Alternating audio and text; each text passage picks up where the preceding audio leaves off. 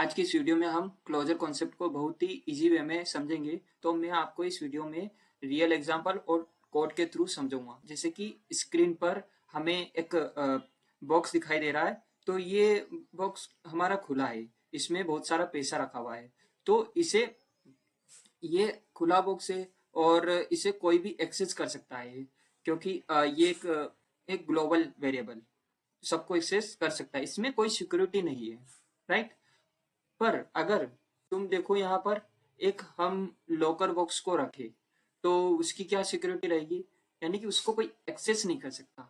उसमें एक लॉकर जो मनी है उसको सिर्फ एटीएम के थ्रू या एक पिन कोड के थ्रू ही हम एक्सेस कर सकते हैं, है ना। इसको हम एटीएम कार्ड से ही निकाल सकते हैं। ये है हमारा क्लोजर।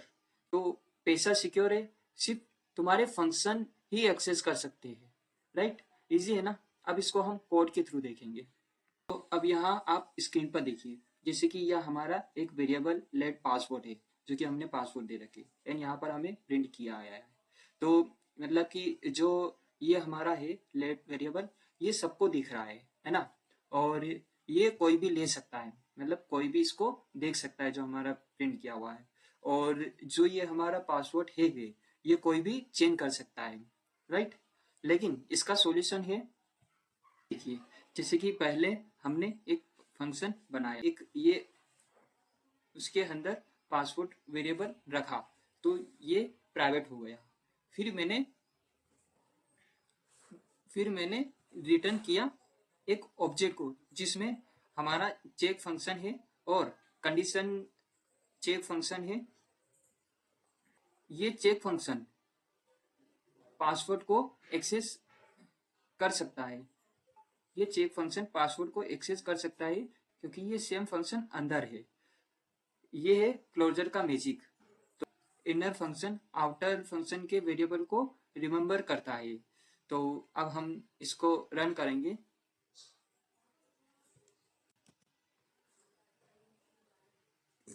तो आया हमारा अनडिफाइंड। क्यों? अब अगर मैं डायरेक्टली पासवर्ड को माई पास डॉट पासवर्ड से एक्सेस करूंगा तो ये अनडिफाइंड आएगा, डायरेक्ट एक्सेस नहीं हो पाएगा। पर अगर हम माई पासवर्ड डॉट चेक और पासवर्ड जो हम करेंगे तो इसमें ये ट्रू आएगा। अब इसको जैसे कि हम यहाँ पर इसको कमेंट करते हैं,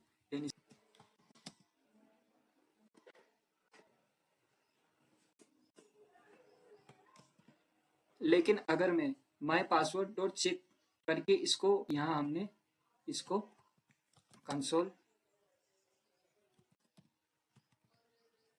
इसको हमने यहाँ पर प्रिंट कर दिया, इसको अब रन करेंगे तो हमारा आएगा ट्रू। तो यही हमारा क्लोजर है।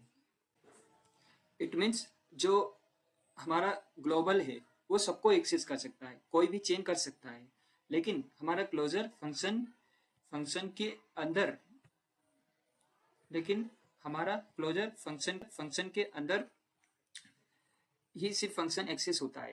तो ये भी क्वेश्चन पूछ सकता है कि फंक्शन के अंदर वेरिएबल जो हमारा ये फंक्शन है, क्या उसके अंदर वेरिएबल हमारा सेफ है? तो इसका आंसर है हाँ, क्योंकि जावास्क्रिप्ट में फंक्शन के अंदर की चीजें बाहर से होती वो डायरेक्टली एक्सेस नहीं होती। जैसे कि हम इसको डायरेक्टली एक्सेस कर रहे थे तो अनडिफाइन आ रहा था, ये जावास्क्रिप्ट का रूल है। तो क्लोजर का यूज कब करें?